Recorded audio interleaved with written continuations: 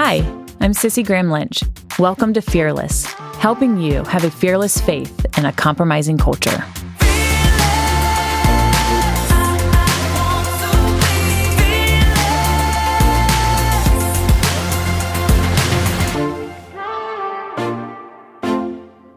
Welcome back to another episode of Fearless, and today's a little bit different. It's a smaller episode. I'm going to start doing these mini episodes in between the larger ones to discuss maybe current events or things that are on my heart. And today on this episode of Fearless, we're going to be discussing the questions I think we as Christians and Americans need to be asking as we are facing the end of this quarantine time and beginning to reopen our society.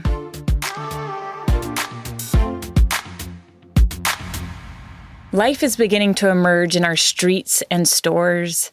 The last couple of weeks, as states begin the reopening process, they're a little unsure in this uncharted territory as life begins to reappear. I am in Florida, and just this week, I can tell a difference in traffic. A few of the parking lots are a little bit fuller, and we even went to church. My family and we went to church this weekend. But last Friday, my daughter and I went and we dined in a restaurant for the first time. It seemed like a foreign concept. And at that time, they were at 25% occupancy. I think this week they moved to 50%. But as my daughter was asking the questions and I was trying to explain to her what that meant, if you had 100 seats, you could only have 25 of those seats taken. And she's 6 years old and she looked at me and she goes, "But Mom, some of these restaurants are way too small. They don't even have a lot of seats. How can they open?" And it just dawned on me like, wow. A 6-year-old had that thought process that some of our politicians don't even have, and the common sense that she had. But it's been a different experience having to navigate our family and our children through this time and explain to them what's going on.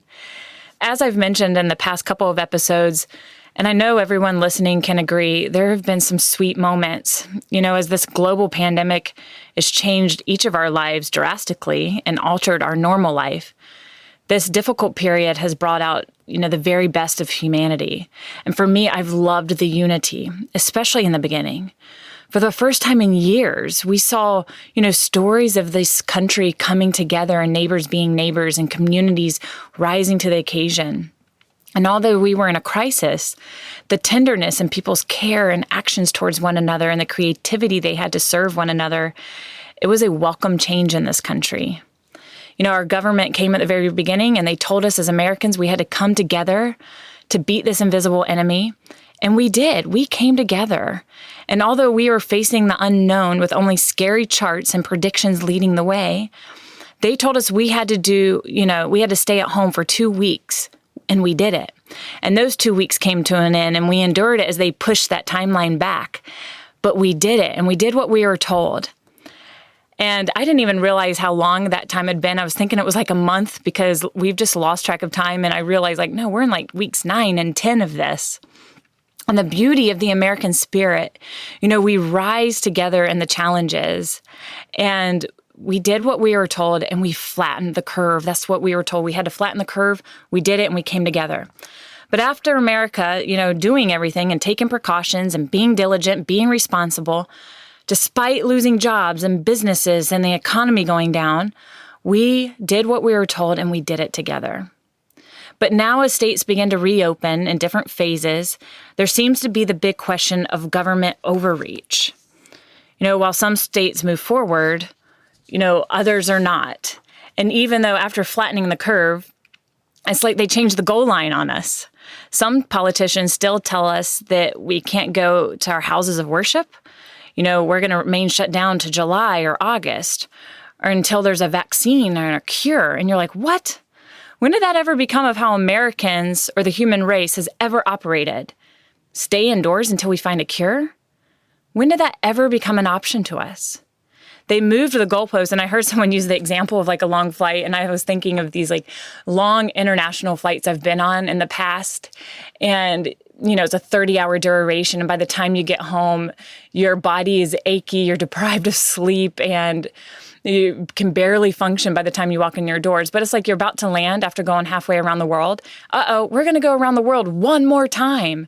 You can't do that to our mental state at this point. We've been in our homes for this long, and some politicians are moving that goal line.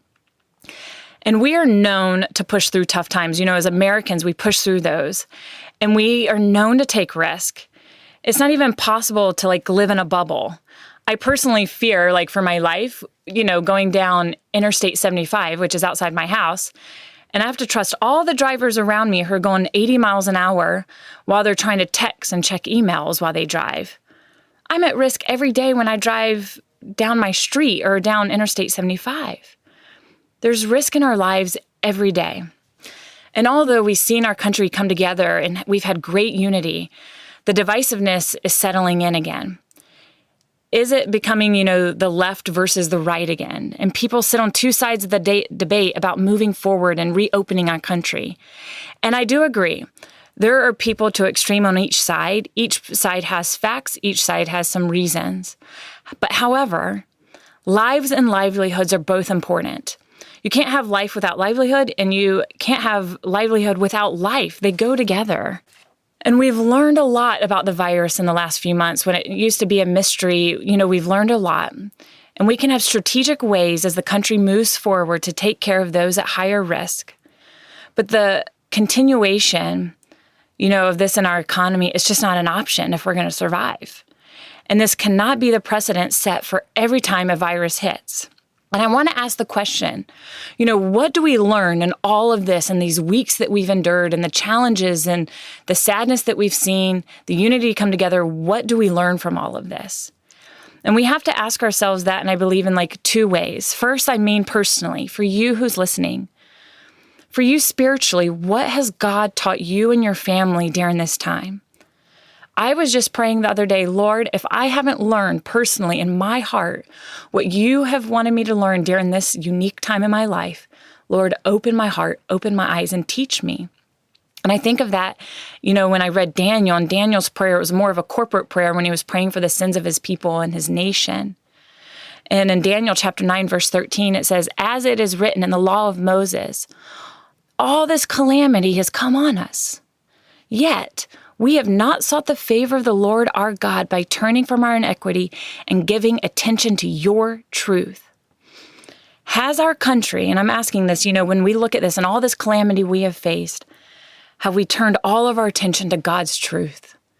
And I'm not just talking about in those first 3 weeks when the online church numbers were on, but has it been a 180 in our lives and in our country? Have we turned to God and His truth? And I mean that too in our personal lives and our homes. But second, I mean this as Americans as well. What do we learn from all of this? Great questions have arisen. We have seen how quickly our rights can be taken away, how quickly life can change. And I've been asking the question during this entire time, where is that line drawn? Where do we as American citizens, or maybe if I'm talking to Christians who want to go to worship in our church, where do we obey and surrender to the governing forces? And at what point do we take a stand? Where's that line drawn? And that's a good question to start asking ourselves. At what point do we become the churches that were once behind the Iron Curtain or in Germany? And I love the Lieutenant Governor of North Carolina, Dan Forest. He said, I think the biggest lesson that we're going to learn through this is how do we protect our Constitution and our constitutional freedoms as we move out of this and make sure that we don't move into a police state mentality every time something starts to go down in our country. Could you imagine a few short months ago seeing America where it is today? The government forcing people to stay home. You're forcing people to shut down their personal business, telling you can't go to work. The police stopping people from walking in the park. And our government here in the United States telling us we cannot worship God because it is not essential. But there's women who are able to go get an abortion because that seems essential to some people. People being told their livelihood is not essential. And I've not understood that. And I know the argument that they were making, but you're going to tell the person at Walmart and the grocery stores that their job is essential, which I do agree. But the single mom who's cutting hair to feed her children, to pay the bills of her mortgage of the house that she bought on her own, to tell her her job's not essential. And I am always encouraging you here on the Fearless Podcast to have a fearless faith. In this compromising world, I want to help you to navigate that faith. But the reality is, for me and for the most of us listening, I'm not sure if we will ever be able to grasp how much our fearless faith is due to the religious freedom we have in this country. Maybe if we didn't have the security, I wouldn't be fearless. I don't know. I prayed the other night, Lord, if my faith was ever tested in persecution, that He would give me the strength to stand boldly. But I always go back to the theme verse of this podcast. For God gave us a spirit not of fear, but of power and love and a sound mind. Applying wisdom, love, and sound mind, there's no better way to move forward in this country as we reopen. We can help people regain their livelihood by wise, strategic, and caring steps. And once again, how thankful I am. It's a little bit easier with the liberties given to me in this country to live fearlessly, because we have seen how quickly it all can change and how quickly our rights can be taken. And that is why, November elections that are coming up, they are so important. That's why we need men and women who will protect our religious liberties in office. We need a president who will elect judges to the courts who will protect religious freedom. Like in North Carolina, where a federal judge interpreted the law and freedom of worship in such a way he overruled the North Carolina governor.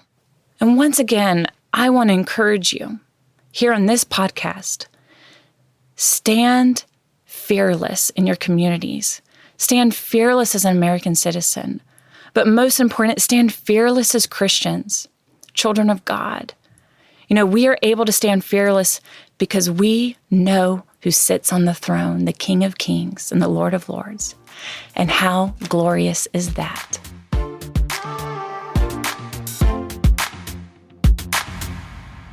Once again, thank you for joining me on another episode of Fearless. I hope these questions that you ask, these are questions that you can be asking inside your family, your friends, and your churches.